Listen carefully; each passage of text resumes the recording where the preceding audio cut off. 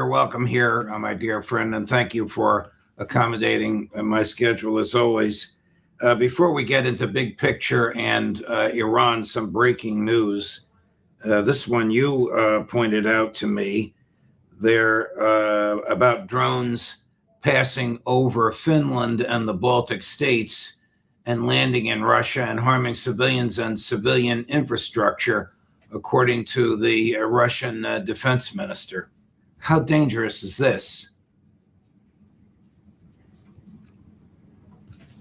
Oh, I don't hear you, Colonel. That should work. There we go. I think it's actually very important and potentially very dangerous, because what Secretary Lavrov had said the other day, and now we're hearing it from the former defense chief, Shoigu, is that the Ukrainian drones that are being launched against effectively civilian targets, in most cases, civilian infrastructure, sometimes oil infrastructure, are being recorded, and I think to some extent guided, certainly from the purposes of accuracy and battle damage assessment, from stations inside the Baltic states, Lithuania, Latvia, Estonia. And their point was, under Article 51 of the United Nations, they have the right to defend themselves. And if they can identify the source, they have the right under the UN Charter to attack and destroy the source. That, of course, would be catastrophic. It would be catastrophic, period, because it's unnecessary and ought to stop. But it would be very bad for us and for everyone else in NATO. Wow. Who is provoking this? The governments of those countries? I mean, you're talking about World War III if Russia attacks Finland and the Baltic states. Well, we used to think that, and then we found out from President Biden that you could actually court World War III without getting into it. I think it's very serious, because the president of Estonia, I guess she was the foreign minister, she's now very vocal inside NATO, Kallas, talks about Russia as though it were still under Stalin and there were Soviet armies gathered on her borders. And this sort of attitude is very strong inside the Baltic states. They seem to be caught up in a time warp. They're not facing the Soviet Union. This government in Moscow wants nothing to do with an invasion of the Baltic states or anywhere else in Central East Europe. But this is the propaganda that is being so effective on the populations, because their ancestors, in other words, in most cases, their grandparents and great-grandparents, went through hell. But it's a different world today. And unfortunately, nobody is being told that. They're being told the opposite. So I think it's extremely dangerous. If I were the president of the United States, I would get on the horn right away and make it clear that this has got to stop. We don't want anyone inside NATO, inside any of the countries that border Russia and Ukraine, implicated directly in attacking anyone in Russia. And effectively, that's what they've done. The other breaking news is the so-called ceasefire between Lebanon and Israel. I mean, the Iranians must realize that this is a joke. The president and prime minister of Lebanon are going to do whatever the Israelis and the Americans tell them to do.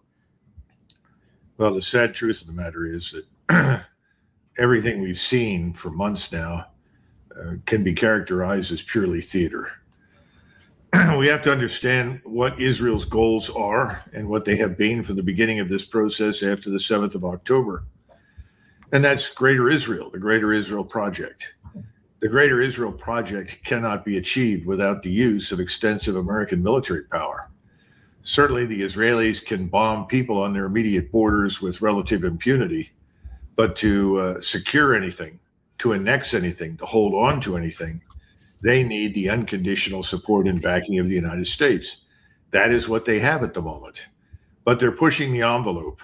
More and more people are questioning the rationale for this war as it is inside the United States. And as I feared from the very beginning, I think this is heightened hatred for Israel, the Jewish state, and I think it's fanned the fires of anti-Semitism, all very unnecessarily. Secretary Hegseth stated this morning, by the way, a retired general referred to him the other day as a 12-year-old playing with new toys in a playpen. unfortunately, these stories are lethal. That the government of Iran, that they're dealing with a new government in Iran. Now, Well, I have met the Iranian foreign minister. I met him 8 months ago in New York. He's still the Iranian foreign minister. He was one of the two negotiators at this so-called negotiation with Vice President Vance. Is this the new mantra? We are telling you we're dealing with different people, therefore we caused regime change? well, there are a couple of considerations here. First of all, let's keep in mind that setting aside right now the mechanism of government, the command of the United States Armed Forces, and all the other responsibilities, we're dealing with President Trump as a person, quite apart from his office. What shapes President Trump's behavior? What shapes the man's thinking? And I think we have to go back to Roy Cohn and his profoundly important influence over the development of today, the man we call Donald Trump. He had 3 rules, and he pounded these rules into Trump's head. What were the 3 rules? Rule number 1, attack, attack, attack. Always go on the offensive. Never give an inch. Always on the offensive. Strike repeatedly. Defame people, undermine them, distract them, but attack, attack, attack. No such thing as defense. Secondly, deny, deny, deny. Whatever people tell you, whatever people say to you, if they accuse you of lying, you just deny whatever comes along. The most recent example of this, of course, I think was President Trump's terrible decision to put his head and face on the body of Jesus Christ and then send it out to people. When he was asked about it, what did he say in response? Did he say, that was a terrible mistake? I don't know what I was thinking. I deeply regret doing that, and I hope that my supporters will forgive me. No. What he said was, well, I was thinking of myself as a physician who was healing people. And then the third rule is whatever happens, it's a victory.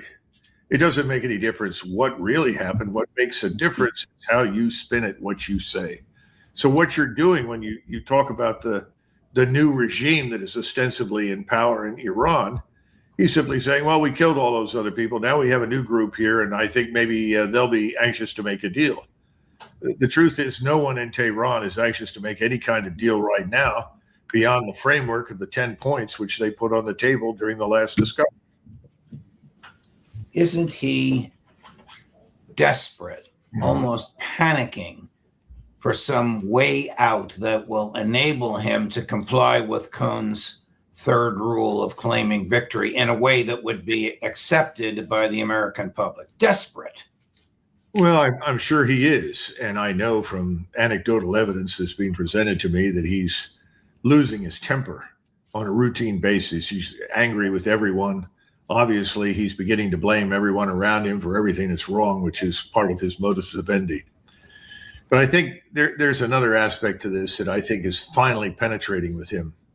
Singapore's foreign minister, Balakrishnan, put it very bluntly when he described the United States as a revisionist power.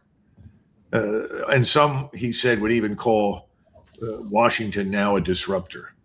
He was talking about the Iran war. He was talking about America's role in Asia, but he's also talking about something much bigger, the erosion of the Washington-led post-war order. That, as he said, underpinned for a long time peace and prosperity, a foundation that, as he put it, is now gone. I think that's beginning to sink in with President Trump. He never had a very mature view of international relations. Did not think of the leaders of other countries as very important. He probably would dismiss what Singapore says on the basis of its size. But the truth is, Singapore is a critical leader in all of Asia. When the leadership of Singapore speaks, everyone in Japan, Korea, and China, Malaysia, Thailand, Indonesia, everyone listens carefully. And right now, they know that across Asia, rising fuel costs, it's not just fuel, it's fuel, food, feedstocks, and fertilizer. The absence of these things are triggering unrest. Transport workers are going on strike in the Philippines. There's panic in various parts of Thailand, panic buying. India, where the supplies of liquefied petroleum gas are very tight. People are being told that they cannot buy multiple containers, that they have to be rationed because the liquefied petroleum gas is vital to cooking in India. You know, international law, international governance, we talk about all the time, is like gym membership. Everybody pays in it, but very few people show up to do the heavy lifting. Well, we've been doing the heavy lifting, but in the wrong way. We've been destroying the order that we claim to have actually set up and want to preserve. What is your take on the weekends? It's now 5 or 6 days ago, events in Islamabad. Did Donald Trump set up his vice president to be the fall guy? I think Donald Trump has set up everyone around him to be fall guys. I think when Donald Trump goes down, and he's going to go down hard for what's happening right now, he'll drag everybody down with him. I don't think there's any question about that. Whether or not he purposely set up Vice President Vance, who knows? I mean, Vice President Vance can do plenty of harm to himself without much assistance. And I think he did that when he talked about what happened in Islamabad. All that he had to do is confirm to everyone that he had been on the phone to talk to Mr. Netanyahu. End of discussion, end of story. We already know that there was an eruption of sorts during the negotiation by Witkoff and Kushner. I don't know the details, but obviously it was something that did not suit Israeli interests. Everyone regards those people as effectively Israeli agents. We went through this under Biden, where Tony Blinken would fly around and everyone that talked to him in the Middle East regarded him as an agent of Israeli influence. The real question on people's minds is who is actually in charge of the United States and its armed forces? Because it seems that President Bush, excuse me, not President Bush, but President Trump is extremely subservient to Israel and its representatives. So I think the whole thing was just theater. We did an interview with Mohammed Marandi, the professor at the University of Tehran, born in Virginia, and then a longtime friend of mine who was part of the Iranian delegation. He wasn't in the room the entire time, but he flew with them and back. He told us a couple things. One, they were terrified on the way back and were forced to land in another airport for fear that the Israelis would blow up the plane. Second, he told us that Vice President Vance seemed nervous and ill at ease and was not able to answer a simple question that called for a yes or no answer without leaving the room and getting on the phone with someone, either President Trump, who was at a cage fight, some sort of a boxing match inside of a cage, or Prime Minister Netanyahu. Well, I don't think anybody interrupted the cage fight. So I think it was probably Mr. Netanyahu, especially since the Secretary of State, I think, was with the president. Yes. The president was booed. This was in Miami. Rubio was cheered. Well, that's fine. I think it's a demonstration of what Trump expected from the talks with the Iranians, because effectively what we did is represent Israeli demands. How many times have we on this show made it clear that Iran will not submit to Israeli demands? End of discussion. When people ask, what are we fighting for? I always try to point out we're fighting to compel compliance with Israel's demands. That's it. Because you and I both know this allegation that Iran is the leading state sponsor of terrorism in the world is nonsense. It's never been true. And Iran over the last 47 years has actually changed profoundly. That's true. Not overnight into something new, contrary to what President Trump said, but it's a very different society. Had we not bombed, I think this year would have been an interesting year because I suspect we would have seen substantial change inside Iranian society. That doesn't mean a violent upheaval or revolution, but clearly fundamental change. Iranians are not bloodthirsty animals, contrary to what Mr. Trump thinks or what Mr. Netanyahu has told everybody. So I think we're stuck right now because the talks really weren't substantive. They really weren't going to produce anything. I don't think the talks that are starting sometime this week and continuing, I hope, beyond a day or two will produce any sort of positive outcome. I mean, I hope they do. Everyone hopes for an end to this thing. But I don't see it happening, Judge. And I think on Monday, President Trump will try to do what he talked about. He will try to launch what he thinks will be the final solution for Iran and, quote unquote, bomb the place back into the Stone Age. I don't think it'll work. I think the Iranians will come out of it. They will sustain damage, but they will also inflict a lot of damage, because while we have been resupplying, refurbishing, refreshing, so they are receiving missiles from China. Do you think he'll resume the bombing, or do you think he'll try another scheme to capture nuclear enriched material? He just brought 10,000 more troops there. What would they have to do with bombing? They're infantry.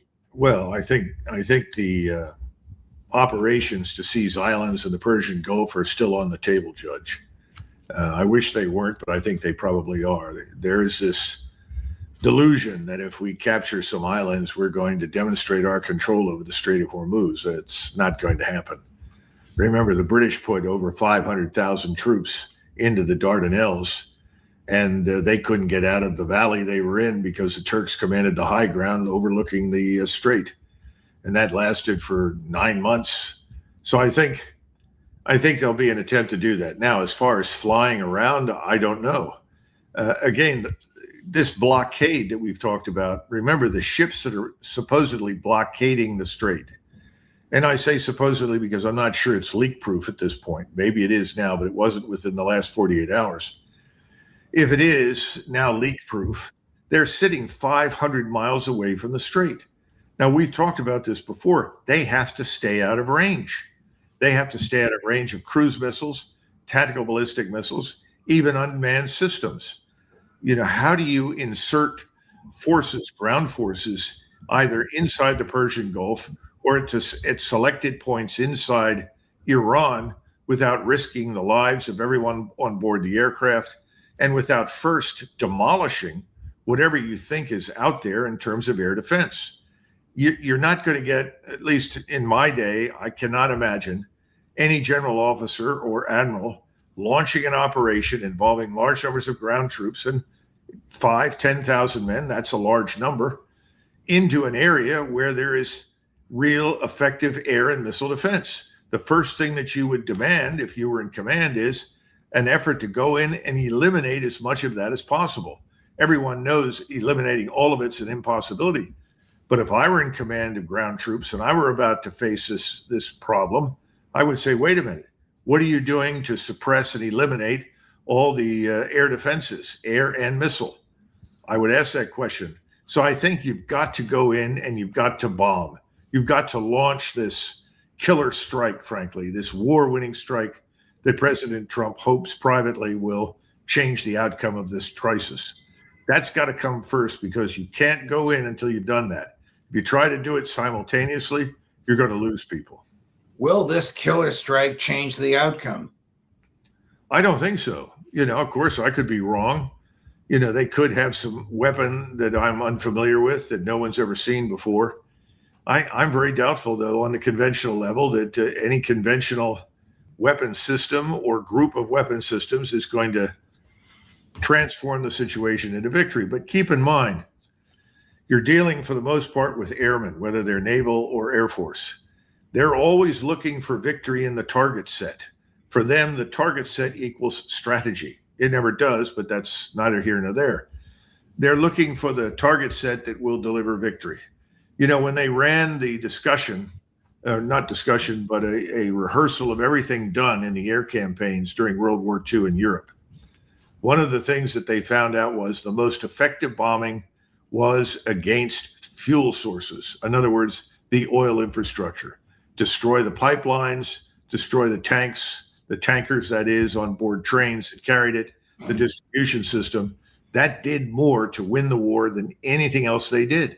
And what else did they do? They leveled whole cities, killing hundreds of thousands of civilians. And see, that's the problem. They're looking at Iran and they're trying to figure out, what is the golden nugget here? Where do I go to drive the golden spike right through the heart of Iran? And I'm sure that at this point, they probably think they found it. I'm not convinced that's the case. Is it a coincidence in your mind that while this ceasefire is going on and on the heels of this rather performative, not substantive negotiation in Islamabad, Sergei Lavrov, the Russian foreign minister, was spending 3 days in Beijing? Absolutely. I mean, that's a signal that only someone who is deaf, dumb, and blind could miss. First of all, he's there to reassure the Chinese that they will do everything in their power to supply China with all of the energy that it needs. And that's understandable. These are two giant Eurasian states. These are the heart of the continental strategy vis-a-vis us, the maritime aerospace strategy. They are now closer than they have ever been, and they will remain close because they know they each need each other to survive. But there's something more than that going on. And that's why you got to go back and look at what's going on in Ukraine right now. The only thing holding back the Russian military establishment from simply moving to the Dnieper River, crossing to seize Odessa, and ultimately to get Kiev is President Putin. That's all. He's exercised enormous restraint. But if you're sitting there and you're sitting across, as President Putin is, from his general officers, looking at what we're engaged in right now, what would you do? Would you sit there and do nothing? Or would you turn to your generals and say, let's get this over with? So I think that's also part of the mission. We're going to give you everything you possibly want. We need to finish the job where we are, and we appreciate your support. There must be tremendous pressure on President Putin, even from his inner circle, to, using your phrase, get this over with. It's 4 years now, longer than 4 years. Well, I think the population itself has not suffered. I mean, he's done a marvelous job of insulating Russia from what I would call, a destructive drop in the standard of living. The shelves are full. People are eating. People are well. Morale in the military is very high. It's not low. He's dealt harshly with the elements of corruption and so forth. So I think he's got the instrument at his disposal. And I think people are saying, President Putin, we appreciate all that you've done. You've been a good president, but please end this. I think that's true. I think the population feels that way. And I'm sure many of his general officers do. It's not like the United States where you've got a lot of people that heavily invested in the defense industries who would like the wars to go on in perpetuity because they're lining their pockets. It's a different animal in Russia. I think people really want it over with. And they go back and they say, look what Stalin did. Now, Stalin didn't give a damn about human life, whether it was the enemy's human life or his own. And so he paved the road to Berlin with millions of dead Soviet troops. That's something that Putin will not and has refused to do. He's always wanted a settlement, but we've refused to do business with him. So why should he do business with us? And I think they have supplied a lot of humanitarian assistance to Iran. I'm sure they've given them lots of technical advice and, of course, the invaluable access to their satellites, which provide that persistent surveillance and linkage to the strike systems that make Iran the dangerous place it is for us. Is the American intel still locating Soviet troops and assets for the Ukrainians to attack? Oh, yes. Yeah, they're locating whatever is out there, I'm sure. I don't think that President Trump, when he came into office, ever sat down and carefully examined all of the existing findings. These are the findings that determine your policies when you're looking at intelligence collection and exploitation. A finding that says Russia is your implacable enemy. Russia is bent on destroying us. Russia wants to reconquer Eastern Europe. That's the sort of thing that should have been thrown out early on. It's just nonsense. What about the findings on China and Taiwan? What about the findings about Iran? Did President Trump go in there and say, I want to sit down and I want to have my experts with me. I want to go through these findings and I want to make changes? No. As far as I know, nothing has changed. So the bureaucratic structure that continues to provide him with information is still populated with people and still inundated in information that supports the status quo. He was elected to change things. He hasn't. No, he hasn't changed them. He hasn't changed them at all. One wonders from whom he gets advice, if he even listens to advice. If the New York Times article about the origins of the war is even half true, he rejected the advice of Tulsi Gabbard, Marco Rubio, John Ratcliffe, General Kane, and accepted the advice of Benjamin Netanyahu and David Barnea, the head of Mossad. Oh, I think so. Again, this is going to surprise some people, but I think he's somewhat Churchillian. Churchill liked to listen to people that he thought were members of his class. And in the British class system, he saw himself at the top in terms of background, connections, social standing. And he also thought of himself as expert. Generally speaking, he overruled his senior officers during World War II frequently. And in almost every instance, it was catastrophic. I think that Donald Trump is similar. Donald Trump is saying, well, who do I listen to? Do I listen to this billionaire who is my friend that I've known for years in the real estate business, or I've known him as a business partner in other settings because I know he's really, really smart and he understands me? Or do I listen to these people I really don't know very well, especially someone like Marco Rubio, who, after all, previously was an opponent politically? And what about Radcliffe? Radcliffe is afraid of his own shadow. So he's going to be told to shut up and color. He'll get in the corner and do it. Who else is left? Tulsi? Well, Tulsi's been a bitter disappointment. She doesn't support me on what I think is important. Forget it. In other words, what I'm trying to say is that in his world, he's listened to the people he thinks are the right people to advise him.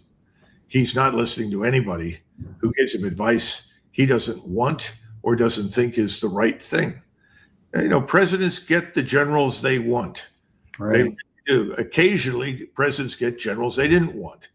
One man that was never wanted by Franklin Roosevelt was George Marshall, because George Marshall, like all of the generals at the time, was a Republican. They never said that publicly, but they were all anti-New Dealers. But Roosevelt took the position, well, who cares? It's the Army. He was a Navy man. He knew the people in the Navy. He didn't know anybody in the Army. He didn't think it mattered very much.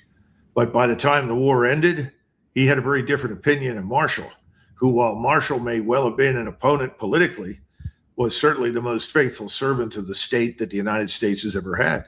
And he realized that. Colonel, thank you very much, my dear friend. Superb analysis, historical and present. Deeply appreciated. Have a great weekend. We'll look forward to seeing you next week. Okay. See you soon. Thanks.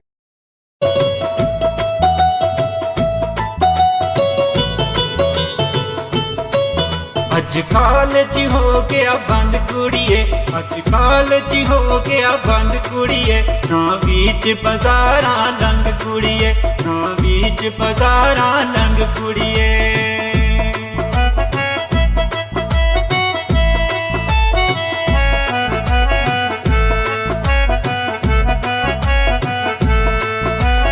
आजा मेरे कोल ठंडा पानी पियाल सा, जो तेरी मर्जी OYO मंगाल सा। ना हो गर्मी विच तंग कुड़िए, ना हो गर्मी विच तंग कुड़िए, अज कालज हो गया बंद कुड़िए, अज कालज हो गया बंद कुड़िए।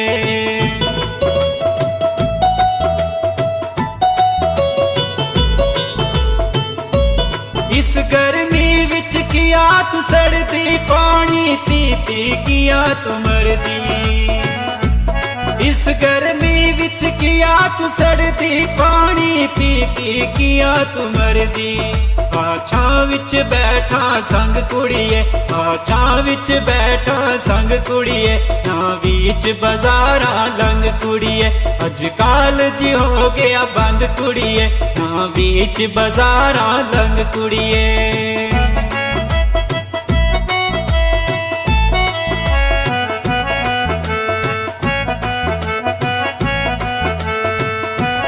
सुने नीले तले विच बैठ मेरे कोल वे, मैं भी कुछ बोला कुछ तू बोल वे। सुने नीले तले विच बैठ मेरे कोल वे, मैं भी कुछ बोला कुछ तू बोल वे। एवें खलिए तू जिवें पीती भंग कुड़िए, एवें खली है तू जिवें पीती भंग कुड़िए ना बीच बाजारां लंघ कुड़िए ना बीच बाजारां लंघ कुड़िए अजकल जी हो गया बंद कुड़िए अजकल जी हो गया बंद कुड़िए ना बीच बाजारां लंघ कुड़िए ना बीच बाजारां लंघ कुड़िए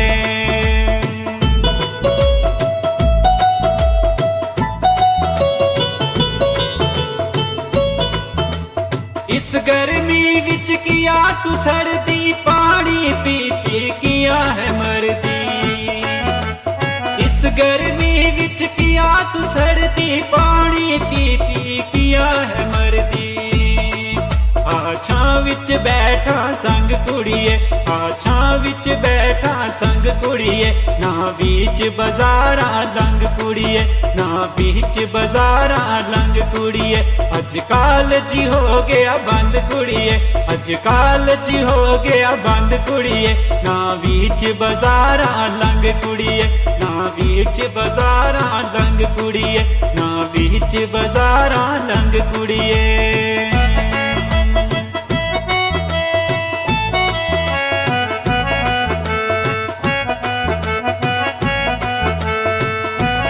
सुन नीले तले विच बैठ मेरे कोल वे मैं भी कुछ बोला कुछ तू बोल वे सुन नीले तले विच बैठ मेरे कोल वे मैं भी कुछ बोला कुछ तू बोल वे एवें खली है तू जिवें पीती भंग कुड़िए एवें खली है तू जिवें पीती भंग कुड़िए ना बीच बाजारां लंघ कुड़िए ना बीच बाजारां लंघ कुड़िए अजकल जी हो गया बंद कुड़िए अजकल जी हो गया बंद